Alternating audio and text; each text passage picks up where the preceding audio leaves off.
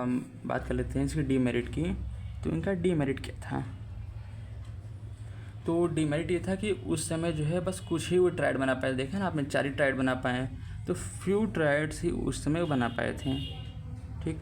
और उसके बाद जो है वो मतलब उस समय और भी एलिमेंट डिस्कवर हुए, तो वो उनको क्लासीफाई नहीं कर पा रहे थे। उस समय जो नोन एलिमेंट्स हैं ये उनको क्लासीफाई नहीं कर पाए हैं। वो जो है कि इनको किस जगह रखा जाए, इनका ये, और बहुत सारे एलिमेंट ऐसे जिन पे जो है इनका जो ट्राइड वाला रूल था फॉलो नहीं हो रहा था। तो ये उनका ड्रॉबैक हो गया, इसलिए जो है हम इनको बाहर, इनकी जो क्लासिफिकेशन था इसको हम नहीं मानते हैं, मतलब कहते हैं कि गलत है। अब बात करते हैं नेक्स्ट, हमारे जो साइंटिस्ट वो थे न्यूलैंड। तो न्यूलैंड बाबा हैं, तो उन्होंने जो है फिर अपना अलग ज्ञान दे दिया। वो ऐसे ही मतलब संगीत से रिलेटेड दिया था कि उन्होंने क्या किया कि सारे एलिमेंट्स को जो उसमें उस टाइम पे जो उन्होंने एलिमेंट्स हैं उन्होंने उनको एटॉमिक मास की फॉर्म में, मतलब गवर्नर ने हमें एक रास्ता दे दिया कि एटॉमिक मास के बेस पे हम इसको जो है क्लासीफाई कर सकते हैं।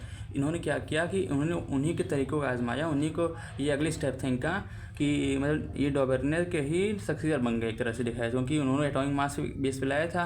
अब इन्होंने भी एटॉमिक मास के बेस पे किया कि जो जितने भी एलिमेंट्स हैं उनको इंक्रीजिंग एटॉमिक मास में उन्होंने इसको अरेंज कर दिया।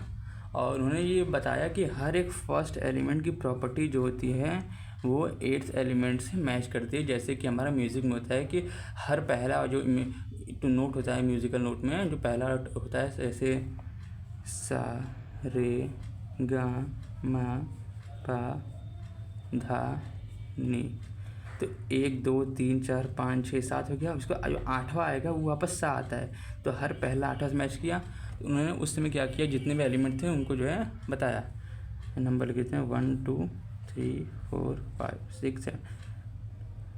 तो उसमें जो एलिमेंट नोन थे उन्होंने क्लासीफाई किया। तो उन्होंने उनका जो ऑक्टेव आया था वो इस तरह आया था,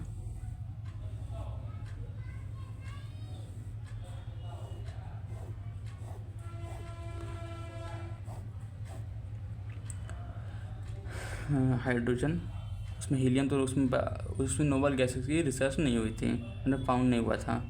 beryllium, boron, carbon, nitrogen, oxygen, fluorine, sodium, magnesium, aluminium, phosphorus, fluorine, sodium, magnesium, aluminium, silicon, phosphorus, sulphur.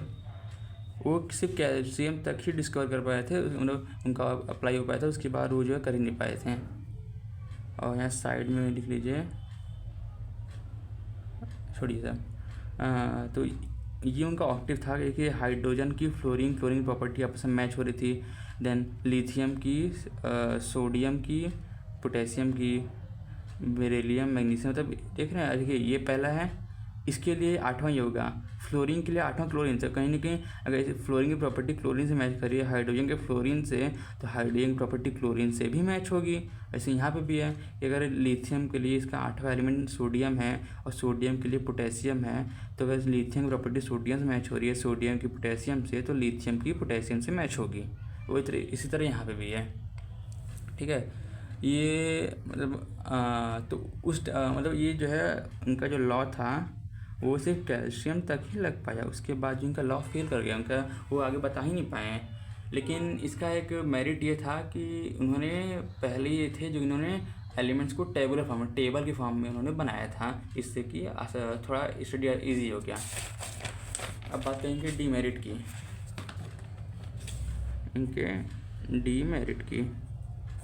इनका डीमेरिट क्या था। तो पहला तो ये होगा कि ये जो है applicable up to calcium only, उसके बाद एप्लीकेबल था ही नहीं, क्योंकि उसके बाद बहुत से एलिमेंट डिस्कवर हो गए हैं।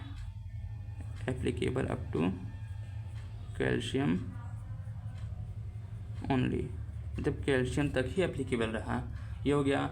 और बाद में नोबल गैसेज भी डिस्कवर हो गए हैं, नोबल गैसेज, तो उनकी डिस्कवरी के बाद ये तो और ज़्यादा फील कर गया, क्योंकि उन्होंने जो है अपने टेबल नोबल गैसेज कहीं स्पेस नहीं छोड़ा था।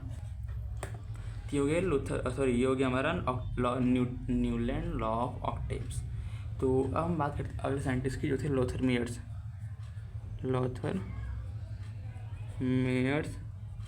कर्व। तो इन्होंने क्या किया कि इन्होंने जो है एक ग्राफ बनाया था एटॉमिक, मतलब उन्होंने प्रॉपर्टीज़ को देखा, देन उन्होंने ग्राफ बनाया एटॉमिक, वो ग्राफ था हमारा एटॉमिक कर्व, मतलब एटॉमिक वॉल्यूम, सॉरी, उन्होंने ग्राफ बनाया था atomic volume and atomic mass का,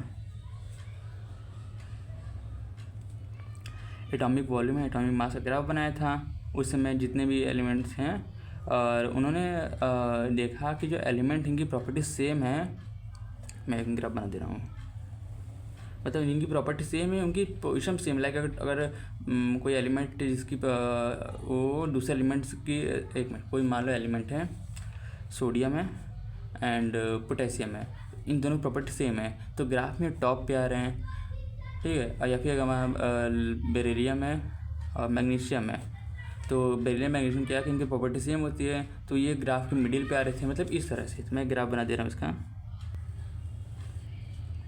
वो ग्राफ कुछ इस तरह गया था, मतलब ऐसे ही था, एग्जैक्ट यही था, कह सकते हैं ये था। तो मैं ग्राफ बना दे रहा हूँ, ये था lithium, sodium, potassium, rubidium, then beryllium, magnesium, calcium, strontium, यहाँ पे फ्लोरीन, यहाँ क्लोरीन, यहाँ ब्रोमीन, समझ जाएगा। सो उन्होंने क्या किया कि उन्होंने जो सिमिलर क्वेश्चन कैसे, जैसे कि लिथियम है, सोडियम है, ये दोनों की प्रॉपर्टी सेम होती है, तो इन्होंने टॉप पे है, तो उनके ऐसे यहाँ पर एलिमेंट्स थे, तो हम इसके फीचर्स की बात करते हैं, जो ग्राफ बनाया था उसमें क्या फीचर्स थे। तो जो है, जैसे कि हमें ये पता है एल्कली मेटल्स के बारे में, नाम सुने होंगे एल्कली, वही पानी से जो बार बताएंगे इसके बारे में, अभी नहीं रहने दीजिए।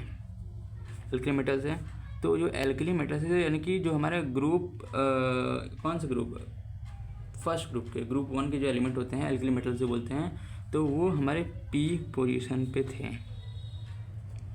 पीक पोजीशन पे जो टॉप पे था, जैसे कि ये ना lithium, sodium, potassium, rubidium, lithium, sodium, potassium, rubidium, ठीक। उसके बाद अगर हम बात करें एल्कलीन अर्थ मेटल के बारे में, एल्कलीन अर्थ मेटल के बारे में, जो एल्कलीन अर्थ मेटल था हमारा, वो डिसेंडिंग, मतलब जो पार्ट नीचे क्यों गिर रहा है ना, ये नीचे क्यों पार्ट गिर रहा है ऐसे, यहाँ पे एल्कलीन अर्थ मेटल आ रहा था, जो कि हमारा बेरिलियम, मैग्नीशियम, कैल्शियम, स्ट्रोंशियम था। एंड उसके बाद ये थे हमारे हैलोजेंस, उस टाइम हैलोजेंस उन्होंने ऐसे क्लासीफाई कर दिया था किसी ने, तो जो हैलोजेंस थे वो हमारे जो असेंडिंग पोजीशन, मतलब जो पार्ट इंक्रीज़ कर रहा है, ये पार्ट इंक्रीज़ कर रहा है ऐसे, तो यहाँ से ब्रोमीन है, क्लोरीन है, फ्लोरीन, तो यहाँ पे हमारा ये एलिमेंट्स आ रहे थे, फ्लोरीन, क्लोरीन, ब्रोमीन जो थे, ये हमारे ऊपर जो पोजीशन जा रहा है उस पर आ रहे थे। और बच्चे हमारे ट्रांजिशन मेटल्स, तो हमारा जो नीचे हिस्सा है ना बॉटम का, इसे मैंने डिनोट नहीं किया है, वो एनसीईआरटी में दिया होगा, तो ये जो ये पार्ट था, इस पे हमारे आ रहे थे, बॉटम पे हमारे आ रहे थे कौन से, ट्रांजिशन एलिमेंट्स, राइटिंग बन जाएगा वो जैसे भी लिख जा रहा है।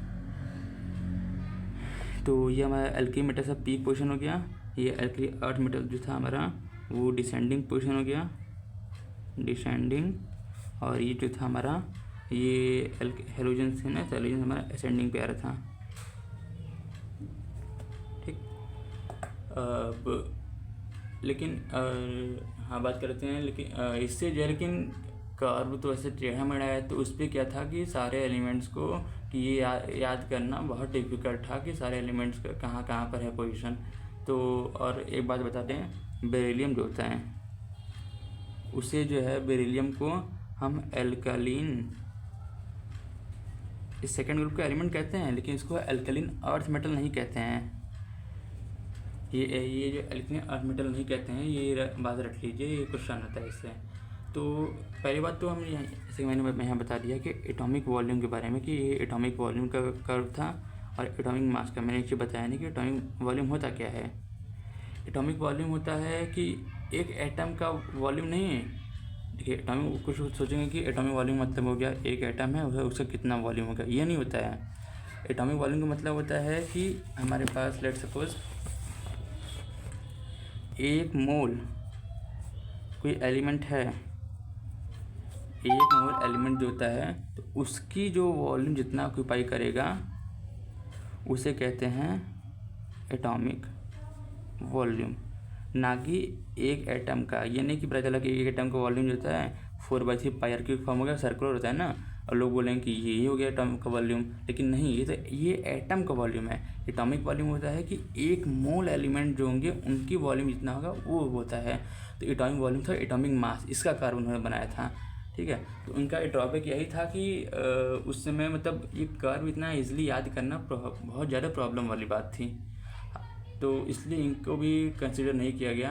तो अब आते हैं इसके बाद मेंडलीव, जिनका मतलब हर जगह इनको कंसिडर किया था, और मॉडर्न पीरियोडिक टेबल भी इन्हीं के बेस पे बनाया गया था, इन्हीं के मतलब उन्होंने लॉ दिया था अपना मेंडलीव्स पीरियोडिक टेबल, इसे मैं शॉर्ट फॉर्म में MPT कहा करूँगा। तो मेंडलीव ने क्या किया कि उस समय से अब तक जितने भी एलिमेंट अब तक जितने भी क्लासिफिकेशन हुए थे, याद रखिएगा सब के सब ने मास के बेस पे किया था, लेकिन ये पहले थे इन्होंने जो एटॉमिक मास था उसको कंसिडर न करके, सॉरी एक मिनट, नहीं सॉरी ठीक है, इन्होंने भी मास के बेस पे किया था, वो तो आगे आएंगे। हाँ मतलब अब तक याद रखिए जितने भी एलिमेंट्स जो हमारे क्लासिफिकेशन हो रहे हैं वो मास के बेस पर हो रहे हैं, तो इन्होंने भी मास के बेस पर ही किया था। उन्होंने उस समय जितने भी एलिमेंट्स हैं उन्होंने उसको देखा, उनकी प्रॉपर्टीज़ जो देखा किस तरह रिपीट हो रही हैं, फिर इन्होंने जो है अपना लॉ दिया था। तो याद रखिएगा ये नंबर एटॉमिक नंबर नहीं था, एटॉमिक मास था। अब तक हम जितना पढ़ते आ रहे हैं सबका एटॉमिक मास ही था। तो ये तो हम सुन लिया कि इन्होंने एटॉमिक मास के बेस पे एलिमेंट जो थे सिमिलर प्रॉपर्टीज़ को उन्होंने जो है उनको अलग अलग कर दिया, ठीक। लेकिन उन्होंने किया कैसे, इन्होंने क्या कर दिया, अपने जो मेंडलीव पीरियोडिक टेबल था उन्होंने क्या किया कि उसमें 7 पीरियड थे जिनको हॉरिजॉन्टल रोज में थे, हॉरिजॉन्टल रोज, एंड 8 ग्रुप्स हैं, 8 ग्रुप्स हैं जो कि वर्टिकल कॉलम में थे, उनके टेबल में फीचर थे उनके, ओके। एंड जो पहले के 7 ग्रुप थे, जो फर्स्ट के 7 ग्रुप्स, तो उन्होंने क्या किया कि उसको फर्दर डिवाइड कर दिया सब ग्रुप ए, सब मैं टेबल नहीं बनाऊंगा, NCERT से एक बार देख लीजिएगा टेबल को, ऐसे ही बनाया गया है, और सब ग्रुप बी। तो ये जो था सब ग्रुप ए, इसमें नॉर्मल एलिमेंट्स आ रहे थे, यूजुअली जो S एंड P ब्लॉक के एलिमेंट्स थे वो आ रहे थे, और ये ग्रुप बी था, इसमें यूजुअली वो एलिमेंट्स आ रहे थे जो कि ट्रांजिशन एलिमेंट्स थे, D ब्लॉक के ट्रांजिशन एलिमेंट्स जो कि D ब्लॉक के थे, क्योंकि ट्रांजिशन एलिमेंट्स D ब्लॉक में होते हैं। तो ये सब क्या उनका उन्होंने इस तरह बना दिया कि उन्होंने ऐसे 7 पीरियड बना दिया, 8 ग्रुप बना दिया, और जो पहले के 1 2 3 4 करके 7 ग्रुप थे उनके शुरू के, उन्होंने क्या किया कि उस ग्रुप को जो है 2 ग्रुप में डिवाइड कर दिया, उसको सब ग्रुप में, सब ग्रुप ए सब ग्रुप बी। सब ग्रुप ए जो था उसमें उन्होंने S एंड P ब्लॉक के एलिमेंट रख दिए, और B में D ब्लॉक के रख दिए। तो ये तो कहें कि अच्छी चीज़ है कि उन्होंने अच्छे से क्लासीफाई कर दिया। तो अब बात करते हैं कि मेरिट्स की, इनका ये फ़ायदा क्या हुआ इनका बनाने का, मेरिट्स ऑफ MPT। तो पहला तो ये था कि जो बहुत से एलिमेंट्स थे जिनके एटॉमिक मास पहले गलत लिया जा रहा था, इनकरेक्ट एटॉमिक मास था, तो उन्होंने उसको सही किया, जो इनकरेक्ट एटॉमिक मास था उसको करेक्ट कर दिया। उन्होंने बहुत डिटेल स्टडी की तो उन्होंने देखा कि इसके एटॉमिक मास गलत आ रहा है, जैसे कि बेरिलियम का मास पहले लिया जा रहा था 13.5, लेकिन अब क्या हो गया, इसका मास उसको करेक्ट कर दिया उन्होंने, सही करके क्या कर दिया 9। वो कैसे किया, क्योंकि हमें पता है कि एटॉमिक मास जो होता है वो इक्विवेलेंट मास इनटू वैलेंसी के बराबर होता है। तो उन्होंने जब ये अपना टेबल बनाया तो उन्होंने वैलेंसी भी बताई। तो उनके हिसाब से जो वैलेंसी थी वो इसका इक्विवेलेंट मास 4.5 था, और जो पहले बनाया गया था तो उसमें क्या था कि उसमें वैलेंसी 3 ली जा रही थी। तो अगर करेंगे तो 13.5 आएगा, लेकिन गलत था। तो इन्होंने अपना टेबल बनाया तो उन्होंने बताया कि नहीं, इसकी वैलेंसी 2 होती है, 2 के हिसाब से इसका 9 आ रहा है। इस तरह से उन्होंने और भी एलिमेंट्स है जैसे कि एलन, यूरेनियम एक्सेट्रा, ऐसे बहुत से एलिमेंट थे जिनको उन्होंने करेक्ट किया। उसके बाद अगर हम अगर मान लो कोई सब ग्रुप ए, मान लो सब ग्रुप ए में मान लो 1A है, सब ग्रुप 1A है, तो मतलब ए का पहला वाला, तो अगर मान लिया हम उसकी किसी भी एलिमेंट की प्रॉपर्टी अगर पता कर लेते हैं तो हम पूरे ग्रुप की प्रॉपर्टी पता कर लेंगे, क्योंकि उन्होंने टेबल को इस तरह बनाया था कि आप किसी भी एलिमेंट की प्रॉपर्टी देख लीजिए, पूरे ग्रुप की प्रॉपर्टी वही होगी, पूरे ग्रुप की, ठीक है। तो इस तरह उन्होंने किया था। और यहाँ तक कि उन्होंने क्या किया कि कुछ एलिमेंट जो कि उसमें डिस्कवर नहीं थे, उन्होंने उसके लिए भी एक जगह छोड़ा था कि आगे अगर ये एलिमेंट डिस्कवर होता है तो उसकी जगह यहीं पे होगी। ऐसे कि हमारे गैलियम था, जर्मेनियम है, तो ये जो थे इनकी डिस्कवरी तो हुई नहीं थी, बट उन्होंने वैकेंट स्पेस इनके लिए छोड़ा था कि अगर ये एलिमेंट डिस्कवर होंगे ऐसे वाले तो इनकी स्पेस ये होंगी, यहीं पे रखाएगा। इन्होंने इसका नामकरण दिया था, जैसे कि गैलियम है तो गैलियम को उन्होंने नाम रखा था ईका जर्मेनियम, जर्मेनियम को उन्होंने सॉरी ईका एल्यूमिनियम, जर्मेनियम को उन्होंने रख दिया सिलिकॉन, एंड स्कैंडियम का रख दिया उन्होंने ईका बोरोन, एंड टेक्नीशियम का रख दिया उन्होंने ईका मैंगनीज। तो याद रखिएगा, ये क्वेश्चन पूछ लेता है कि उन्होंने कौन कौन से एलिमेंट्स का नामकरण किया था। तो उन्होंने गैलियम, जर्मेनियम, इसका मैं श्योर नहीं, मैं टेक्स्ट कर दूंगा इसके बारे में, ठीक है, पता करके। स्कैंडियम एंड टेक्नीशियम, ये 4 एलिमेंट्स हैं। तो ये गैलियम का ईका एल्यूमिनियम था, जर्मेनियम का ईका सिलिकॉन समथिंग था, और स्कैंडियम का ईका बोरोन, और टेक्नीशियम का ईका मैंगनीज। तो ये उन्होंने नामकरण किया था। ये कई क्वेश्चन पूछ लेता है। और जैसे मैंने बताया था इनकरेक्ट वैलेंसी वाला, कि उन्होंने कुछ एलिमेंट्स के वैलेंसी जो गलत थी वो बताया था, जैसे कि बेरिलियम के पहले 3 लिया जा रहा था, लेकिन बाद उन्होंने करेक्ट करके उसको 2 किया। तो ये भी इनका कहीं ना कहीं मेरिट हो गया। तो अब बात करें D merit of Mendeleev periodic table. D merit की बात कर लेते हैं। तो उन्होंने हाइड्रोजन को जो है 2 प्लेसेस रखे थे, मतलब उन्होंने कहा कि हाइड्रोजन की 2 प्लेसेस होंगी। पहला, क्योंकि उसकी प्रॉपर्टी एल्कली मेटल से भी मैच करती है, कि सिमिलर होती है एल्कली मेटल्स के भी। उन्होंने कहा कि यहाँ पे होगा। उन्होंने कहा कि ये हैलोजन जो होते हैं वैसा रिएक्शन भी करते हैं कि हैलोजन जैसे होता है ना, कि वो रिएक्शन करके कंपाउंड बना लेता है, तो वैसा रिएक्शन ये भी करता है। उन्होंने कहा कि जैसा रिएक्शन हैलोजन करता है वैसा रिएक्शन हाइड्रोजन करता है। हाँ, रियल में करता है, लेकिन उन्होंने कहा कि इसकी पोजीशन दोनों जगह होगी। उन्होंने एक एग्जैक्ट पोजीशन नहीं बताई थी, मतलब इसकी जो एग्जैक्ट पोजीशन थी वो उन्होंने नहीं बताया कि ये एग्जैक्टली होगा कहाँ पे, ठीक। और उन्होंने जो हमें पता है कि कुछ एलिमेंट होते हैं जिनके आइसोटोप होते हैं, मतलब उन्हीं जैसे जिनका मास तो अलग अलग होता है लेकिन एटॉमिक नंबर सेम होता है। तो वो आइसोटोप के बारे में ये था कि उसकी पोजीशन को बता नहीं पाए थे, क्योंकि आइसोटोप में मास सेम होता है, एटॉमिक नंबर डिफरेंट होता है। हाँ, वो गलत हो गया था। मास सेम होता है, एक पोजीशन से मास सेम होता है और एटॉमिक नंबर डिफरेंट होता है।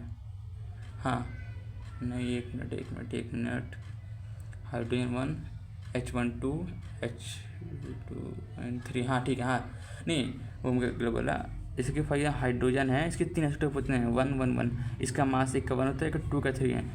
तो इसमें क्या होता है कि एटॉमिक नंबर सेम होता है एंड एटॉमिक मास डिफरेंट होता है।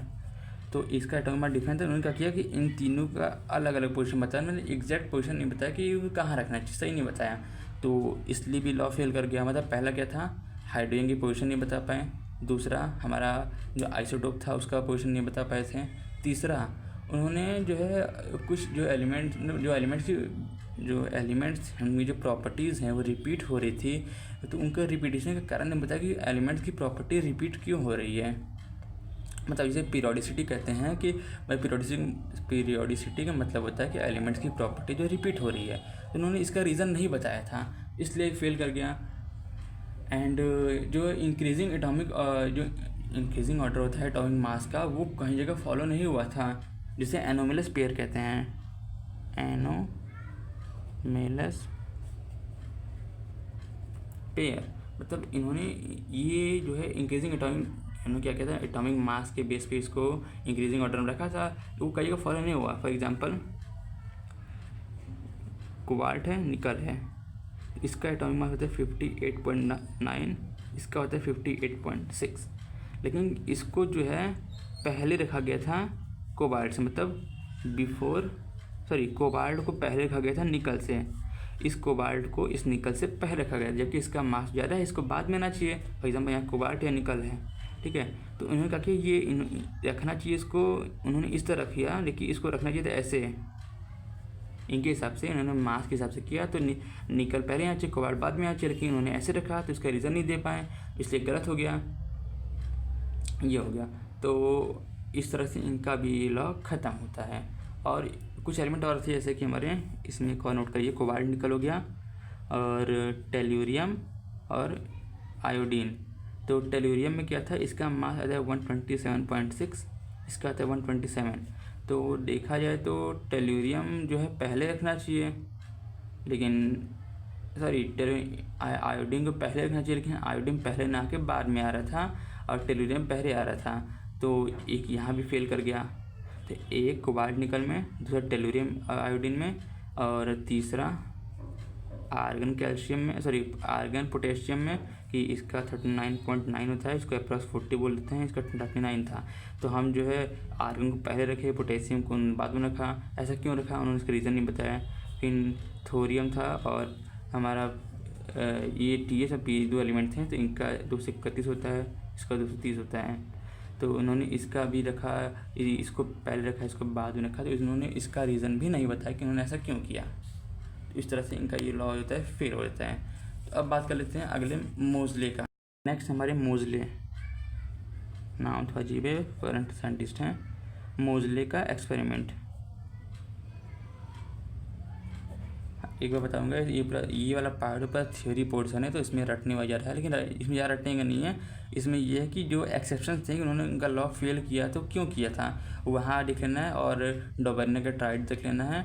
और मैंने जो एक्सेप्शन बताए थे, ये ऐसे एनोमलस पेयर क्या कहते हैं, और एल्कली उन्होंने कौन से एलिमेंट का पोजीशन नहीं बता पाए थे, वो हो गया। देन इधर जो है उन्होंने कितने पीरियड कितने ग्रुप में उसको डिवाइड किए थे, वो हो गया।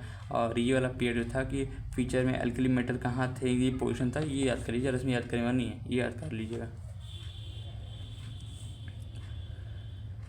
तो उन्होंने क्या किया कि एक्सरे किया,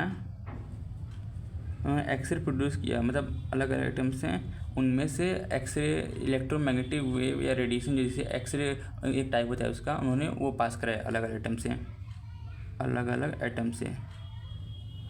तो उन्होंने एक रिलेशन नोट से उनका एक रिलेशन मिल गया, उन्होंने ग्राफ बनाया था, उस ग्राफ के हिसाब से उनको रिलेशन मिला, नहीं इसे ग्राफ नहीं, मतलब उन्होंने जो है ऐसे ही उन्होंने उनको एक इसके एक्सरे जब पास किया तो उनको एक रिलेशन दिखाई दिया, तो उन्होंने इस रिलेशन को बताया यहाँ इस तरह से।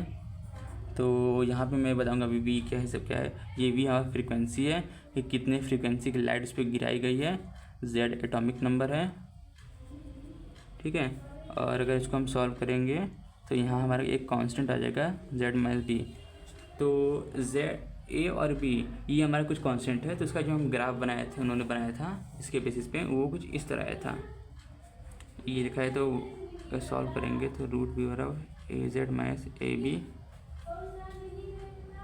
देन y बराबर, अगर हमारा वेरिएबल z है तो mx माइनस c लिखा है। तो हमारा जो एक स्ट्रेट लाइन ग्राफ आ रहा है, इसका डिक्रीजिंग स्लोप हमारा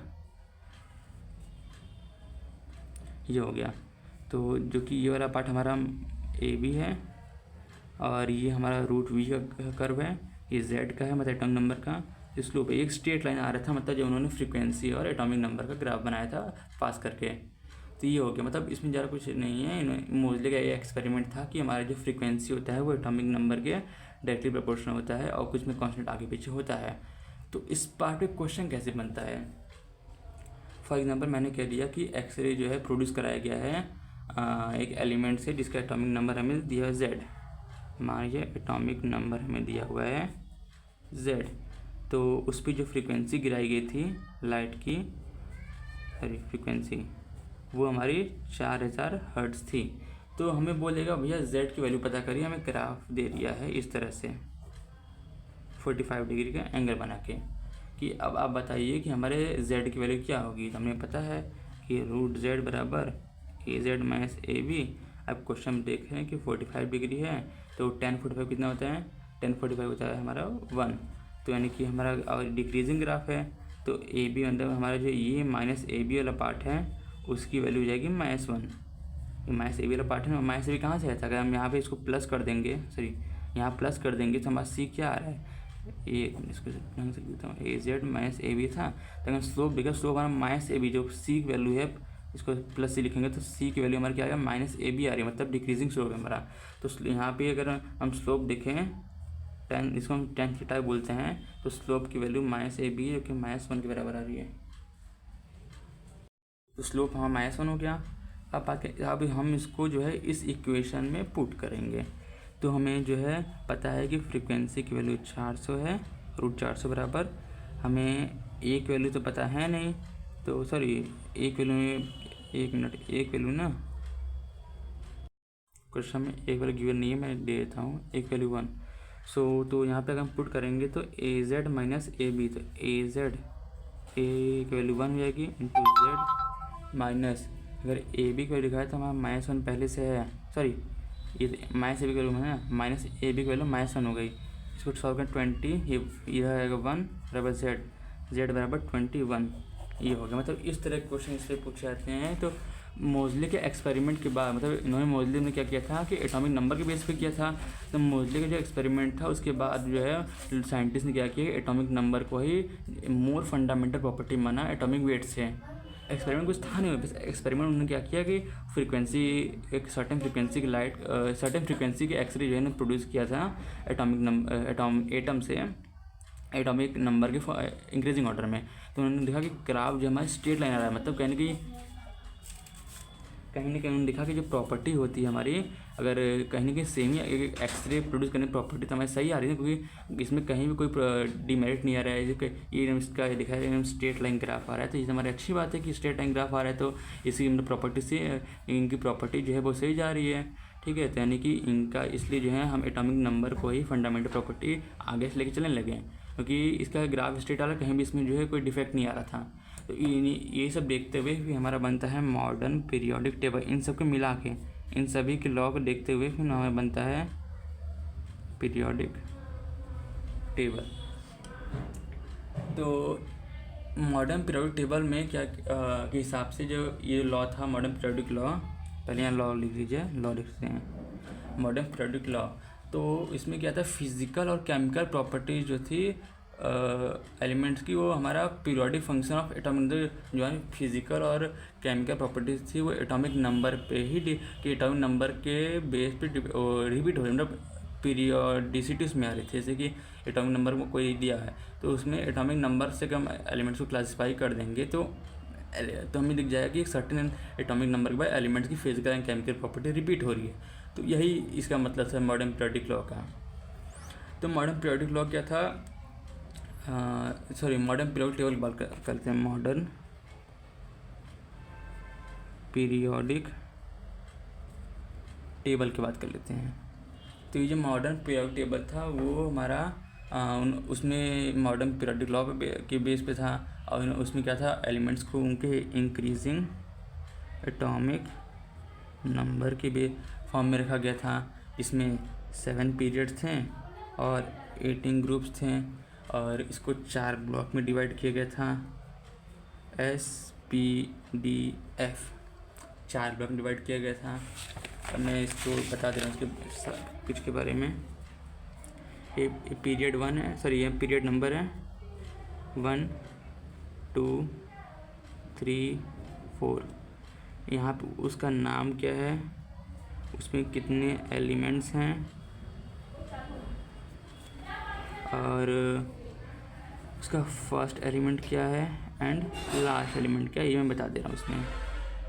ठीक है, तो पहले की बात करते हैं। तो पहले को बोलते हैं very short period, very short period में पी से डिनोट करें, पी से पीरियड। ठीक है, तो इसमें क्या था, इसमें सिर्फ 2 ही एलिमेंट हैं, इसमें सिर्फ 2 ही एलिमेंट हैं, हाइड्रोजन हीलियम। अब दूसरे का जो हमारा दूसरा हुआ था उसे बोलते हैं शॉर्ट पीरियड। क्यों? क्योंकि इसमें 8 ही एलिमेंट हैं जो कि स्टार्ट होता है लिथियम से, ख़त्म होता है नियॉन पे।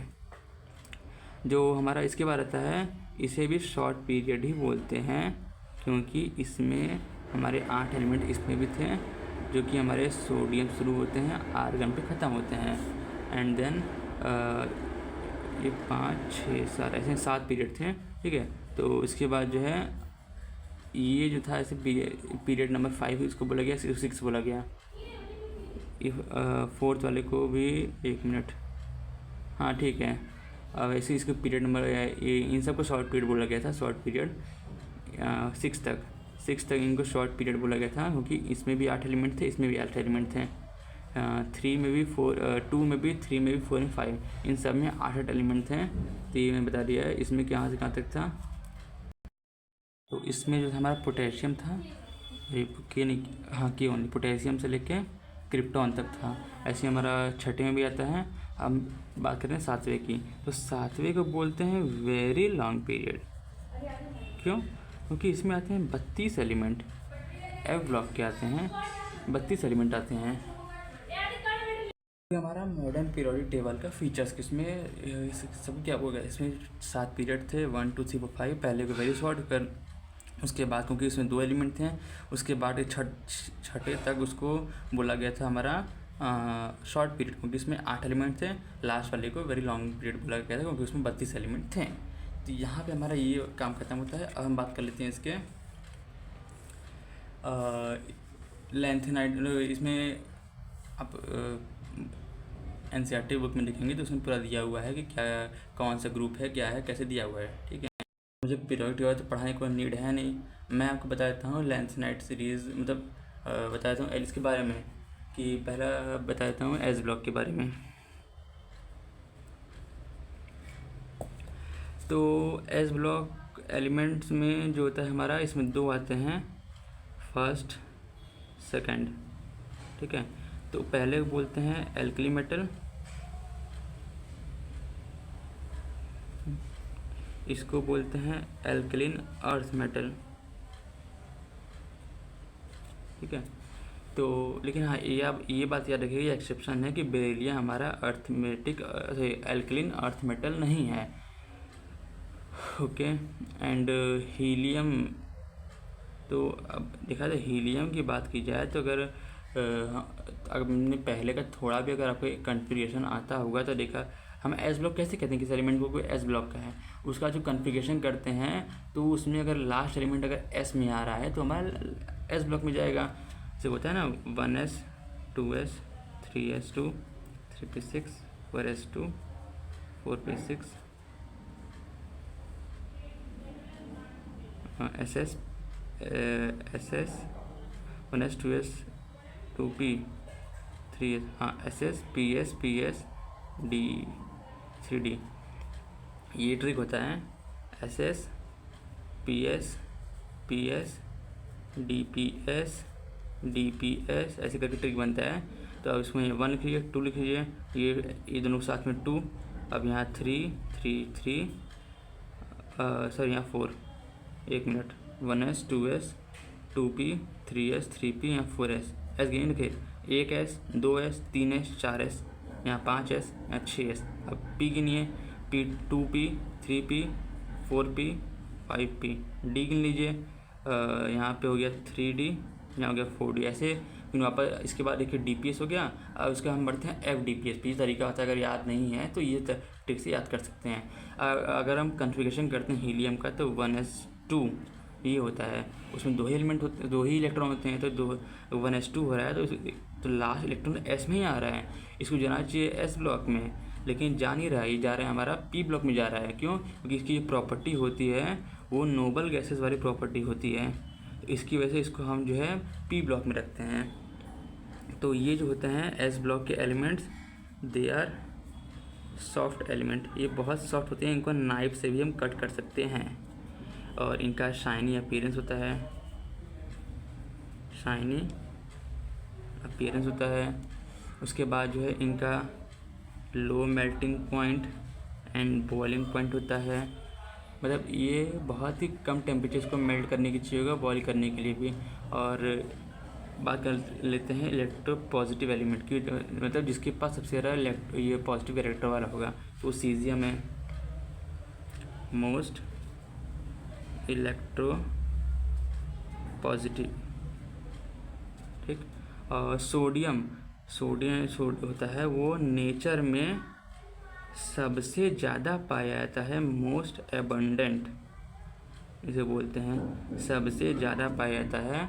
और फ्रेंसियम जो होता है, जो कि हमारा रेडियो एक्टिव होता है, रेडियो एक्टिव एलिमेंट होता है, तो इसकी साइज दिखाया था, ये पहला ग्रुप होता है, इसमें कैसे होता है, हलीना की रब से फरियाद। तो फ्रेंसियम लिखा था, इनके साइज होता है, इनकी ज़्यादा इंक्रीज़ नहीं होता, थोड़ा बहुत धीरे इंक्रीज़ करता है। और इनके कंपैरिजन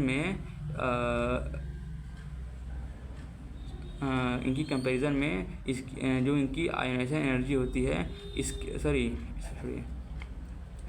जो रेडियो एक्टिव एलिमेंट है, तो इसका जो मैटर होता है, इसका साइज़ एबनॉर्मली लो होता है, मतलब इनके कंपैरिजन में इसका साइज़ काफ़ी लो होता है। मतलब हमें पता है ना कि ग्रुप नीचे जाने पे हमारा जो होता है साइज़ घटता है, पता होगा, आगे बताएंगे हम ये कि ग्रुप में नीचे आने पे साइज़ जो होता है घटता है।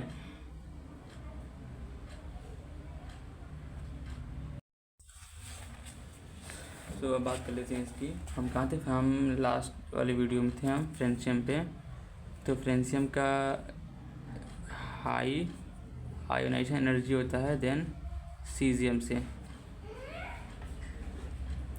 तो ये था हमारा एस ब्लॉक, मतलब एस ब्लॉक क्या था हमारा कि बेरिलियम जो होता है वो अल्कलीन अर्थ मेटल नहीं होता है। हीलियम जो होता है एस ब्लॉक में नहीं रखा था, क्योंकि उसमें जो होता है लास्ट इलेक्ट्रॉन एस में आता है, लेकिन उसकी प्रॉपर्टी जो होती है रिजेंबल करती है नोबल गैसेस से। ये बहुत सॉफ्ट मेटल होते हैं, इनका साइनी अपीयरेंस होता है, इनका लो मेल्टिंग बॉइलिंग पॉइंट होता है।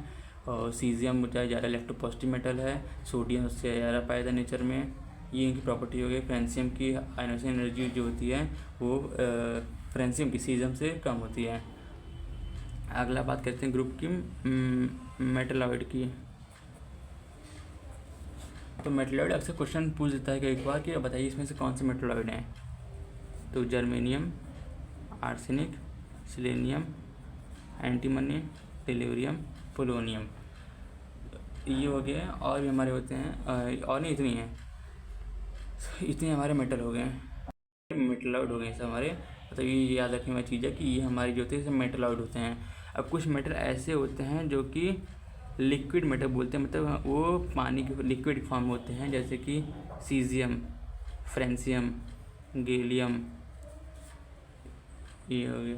तो मतलब ये सब क्या होता है कि ये सब ऐसे मेटल्स हैं, ये एक्सेप्शन है, ये नॉन मेटल हमारा। तो मतलब ये सब ऐसे एलिमेंट्स हैं जो कि पानी के फॉर्म में होते हैं, कहाँ पे, रूम टेम्परेचर पे। रूम टेम्परेचर पे अगर देखा जाए 25 डिग्री सेल्सियस पे, तो ये जो एलिमेंट होते हैं वो हमारे लिक्विड स्टेट पे होते हैं अगर 25 डिग्री सेल्सियस रूम टेम्परेचर देखेंगे तो। और ये मेटलॉइड है, तो मेटलॉइड में जर्मेनियम है, आर्सेनिक है, सिलेनियम, एंटीमनी, टेल्यूरियम, पोलोनियम, ये हो गया। अब हम बात कर लेते हैं एस ब्लॉक तो हो गया। अब इसके बाद बात करते हैं डी ब्लॉक की। पी ब्लॉक कुछ खास उतना है नहीं, क्योंकि पी ब्लॉक तो सब नॉर्मल रहता है। हम बात करते हैं डी ब्लॉक की। तो डी ब्लॉक की बात करें तो डी ब्लॉक में जो होता है यूजली जो एलिमेंट होते हैं वो एज ए कैटलिस्ट एक्ट करते हैं, मतलब उसमें कैटलिस्ट वाली प्रॉपर्टी ज़्यादा होती है, जैसे कि क्रोमियम हो गया, हमारा आयरन हो गया, हमारा कोबाल्ट हो गया, हमारा निकल हो गया, हमारा मैग्नीज हो गया, ये सब एलिमेंट्स हो गए। तो जितने भी ट्रांजिशन एलिमेंट्स होते हैं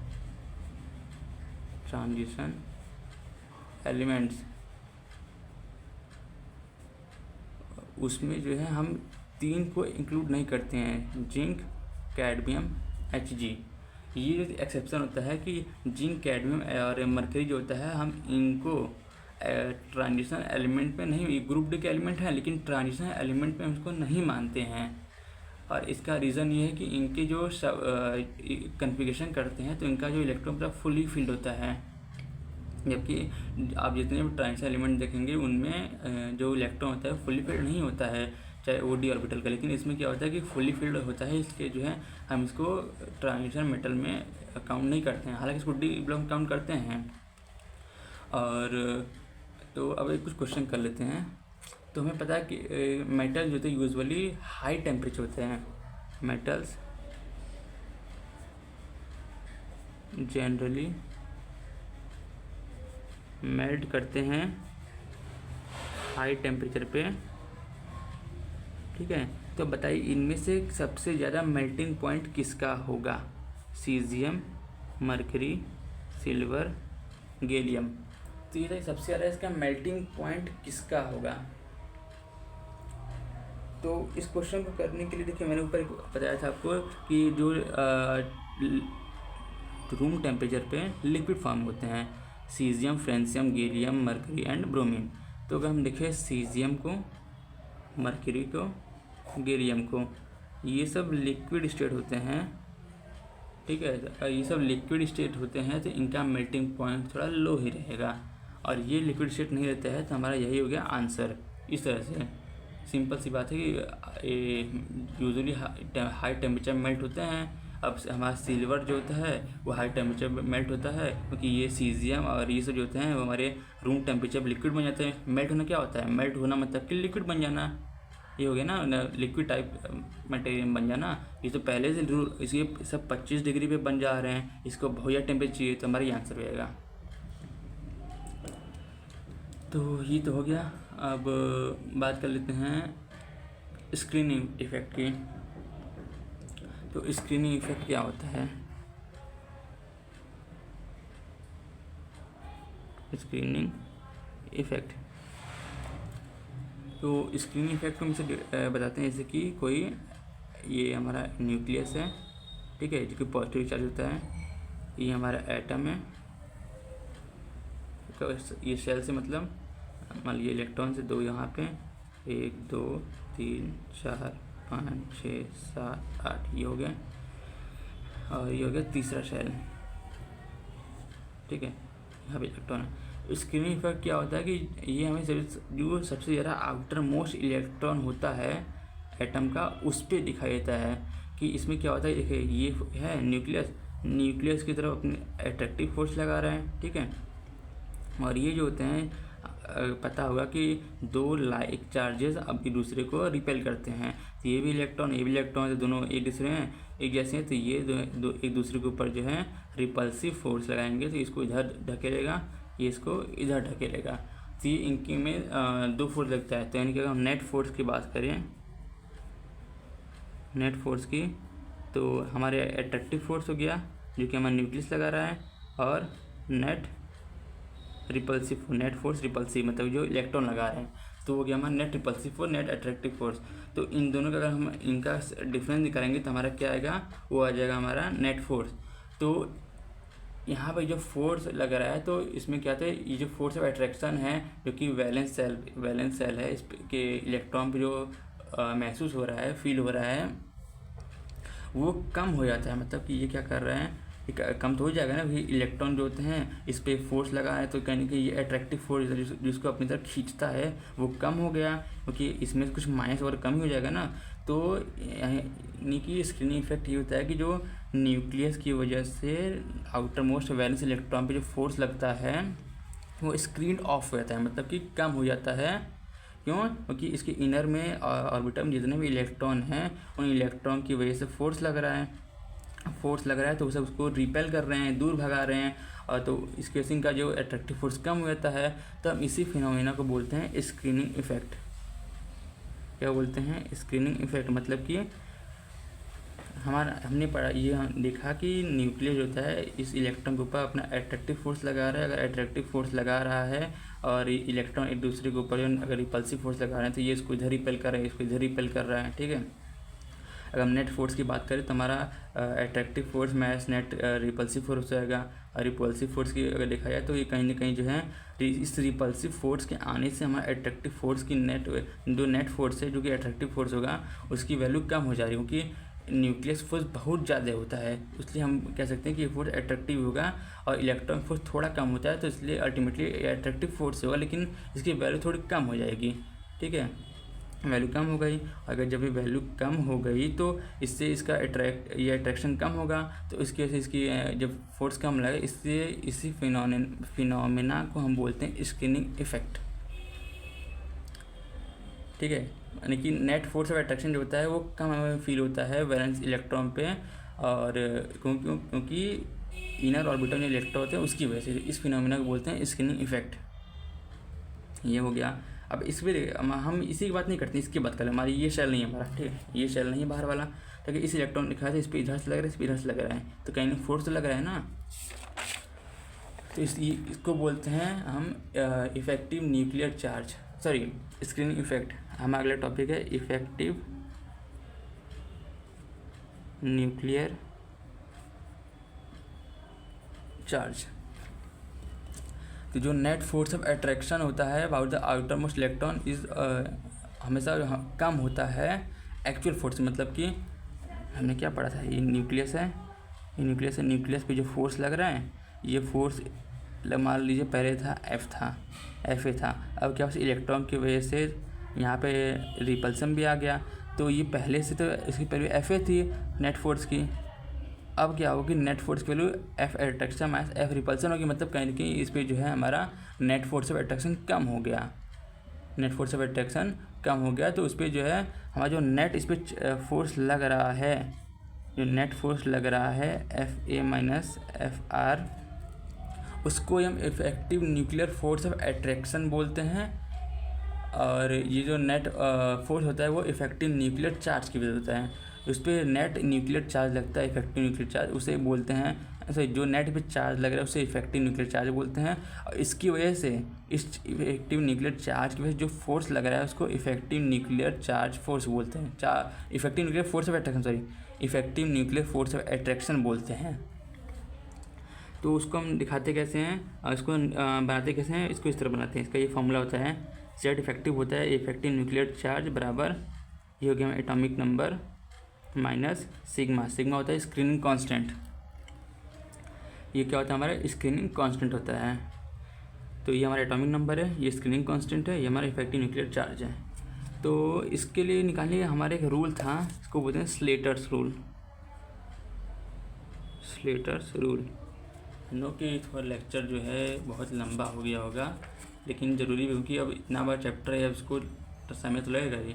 अब इसके बाद जो है वैसे हम प्रॉपर्टीज ही डील करने वाले हैं। जो प्रॉपर्टी बताए थे ना, कि एटॉमिक मास का, सॉरी एटॉमिक साइज़ का हो गया, आयन एनर्जी होगी, इसके बाद ये टॉपिक है। ये भाई ख़त्म हो जाए थ्योरी पोर्शन, फिर इसके बाद जो टॉपिक आएगा वो पूरा क्वेश्चन है, कि उस पर से हमेशा क्वेश्चन वही आता है, हमेशा ये सब इतना क्वेश्चन नहीं आता है, थोड़ा सा थ्योरी पोर्शन है।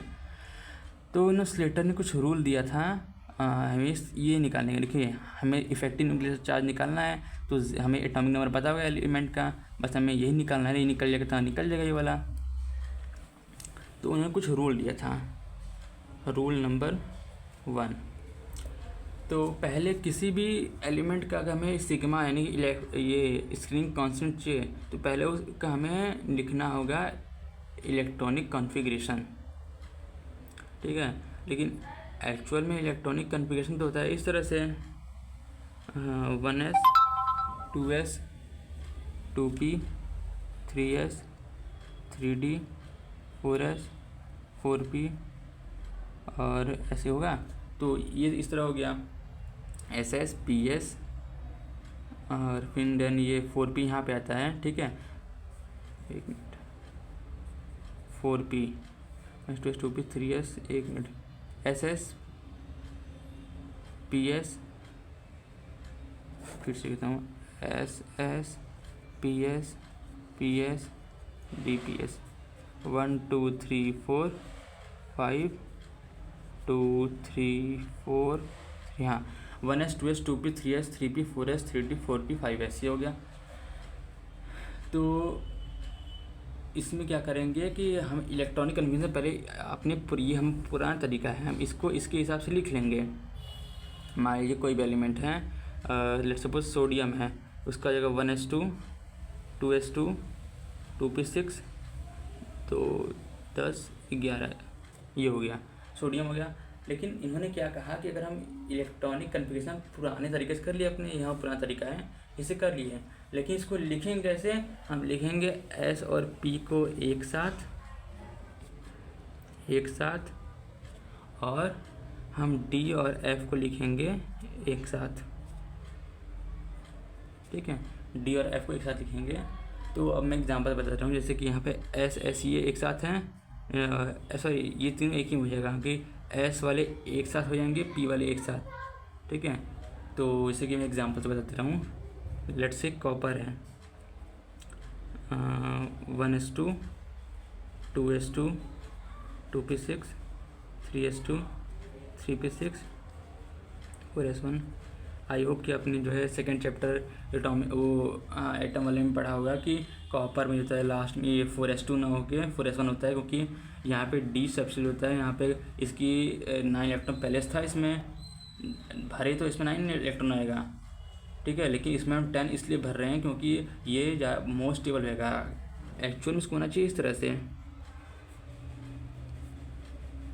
3s2 3p6 4s2 3d9, actual में भर रहे हैं तो ये भरना चाहिए, लेकिन ये ऐसा नहीं हो रहा है क्योंकि यहाँ पे हमें पता है कि ये अगर हम D9 से 10 कर देंगे तो बहुत ज़्यादा स्टेबल हो जाएगा। वैसे भी इसकी हाफ फील्ड स्टेबिलिटी, सॉरी इसकी फुल फील्ड स्टेबिलिटी है बहुत ही, क्या ही जाएगा कि इसका इलेक्ट्रॉन इसको दे देगा तो हाफ फील्ड स्टेबिलिटी आ जाएगी, लेकिन कहीं का D की तो स्टेबिलिटी बढ़ गई ना। तो हम इसलिए हम ये वाला रूल फॉलो करते हैं कि जब भी किसी भी एलिमेंट के कन्फिग्रेशन करते समय लास्ट वाले सेल में जो है या उसके ये जस्ट पहले वाले सेल में जो है अगर 9 इलेक्ट्रॉन की मतलब एक इलेक्ट्रॉन कमी पड़ रही है तो हम बगल वाले ले लेते हैं, इससे इसकी स्टेबिलिटी बढ़ जाती है। तो ये हो गया हमारा इसका एक्चुअल में इलेक्ट्रॉनिक कन्फिग्रेशन, ये तो हो गया। तो मैं इसको कन्फिग्रेशन कर लिया। अब इस लेटर के हिसाब से क्या हमने क्या करना था कि 1s2 को एक साथ हो गया, अब 2 वाले जितने में sp है उसको एक साथ कर लीजिए, देन 3 वाले s और p को एक साथ करना है, और D के साथ तो F है नहीं तो D को इसको अलग कर लीजिए, और 4 के साथ 4p है नहीं इसको अलग कर लीजिए, ये हमने इसको अलग कर लिया, ठीक है। अब बात करते हैं जो कंट्रीब्यूशन होगा, अगर मान लीजिए हमें निकालना है, हम क्या निकालना है कि कोई भी इलेक्ट्रॉन कितना यार स्क्रीनिंग इफेक्ट उसका, हाँ उसका कितना स्क्रीनिंग लग रहा है, कितना उसका इफेक्टिव न्यूक्लियर चार्ज है वो लग रहा है, वो निकालना है। लेट सपोज हमें किसी भी इलेक्ट्रॉन निकालना है, लेट सपोज हमें निकालना है इसके छठे इलेक्ट्रॉन का, सॉरी 2 2 4 6 10 2 12 18, हमारे हमें निकालना है इसके 18वें इलेक्ट्रॉन को बोल दे कि हमें निकालना है कि इसकी वजह से नेट कितना फोर्स लग रहा है, इस इलेक्ट्रॉन की वजह से नेट कितना फोर्स, उसमें नेट स्क्रीनिंग कितनी आ रही है, किसी ने बोल दिया। तो हम क्या करेंगे कि इसके जो अगर इसका निकालना है तो ये तो इसकी जस्ट आगे आगे हमारी ऐसे है, अगर हमारी इलेक्ट्रॉन हमारे यहाँ पे है अब तो जो भी फिर फोर्स आएगा इस पर इसी की वजह से आएगा ना, ये हमारा हो गया हमारा न्यूक्लियस और इलेक्ट्रॉन हो गया, फोर्स इन्हीं की वजह से आएगा, इसकी वजह से फोर्स उतना आएगा नहीं, तो उसको हम कंसीडर नहीं करेंगे, इसके आगे वाले इलेक्ट्रॉन को हम बस अंदर कंसीडर करेंगे। मतलब कि ऐसे 3s हमारे हमें 3p6 का निकालना है इलेक्ट्रॉन का कि कितना फोर्स लग रहा है, तो हम उसके बाद जो 3d या 4 जितने भी आएंगे उसको हम नेगलेक्ट कर देंगे, उसका जो है हम सिग्मा की वैल्यू 0 काउंट करेंगे, ठीक है। उसका जो स्क्रीनिंग होगा स्क्रीनिंग वो 0 हो जाएगा, जो भी काउंट करेंगे पहले वाले काउंट करेंगे थेटस रूल के हिसाब से। अब हमें निकालना है कि सिग्मा का कितना ज़्यादा कंट्रीब्यूशन है, तो वो देख लेते हैं,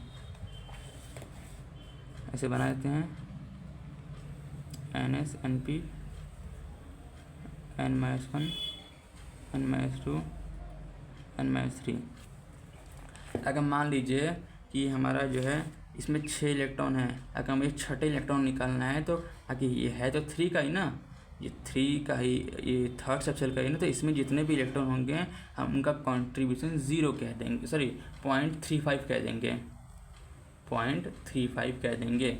कि मान लीजिए इसमें जो है टोटल कितने इलेक्ट्रॉन है, 8 इलेक्ट्रॉन है थर्ड सबसेल में, थर्ड में 8 इलेक्ट्रॉन है, लेकिन अगर हमारे में छठे का निकालना है तो बचे कितने, 7, तो उस 7 का कंट्रीब्यूशन 0.35 का होगा, 0.35 का होगा। यानी कि जिस सेल में है उसमें अगर उसी सेल के इलेक्ट्रॉन को छोड़ के बाकी इलेक्ट्रॉन बच रहे हैं, अगर उनका निकालना है तो 0.35 काउंट करेंगे, और अगर उससे एक जस्ट पहले वाला सेल होगा तो 0.85 हो जाएगा, और इसके बाद जितने भी आएंगे उनका 1 बोल देंगे हम कंट्रीब्यूशन,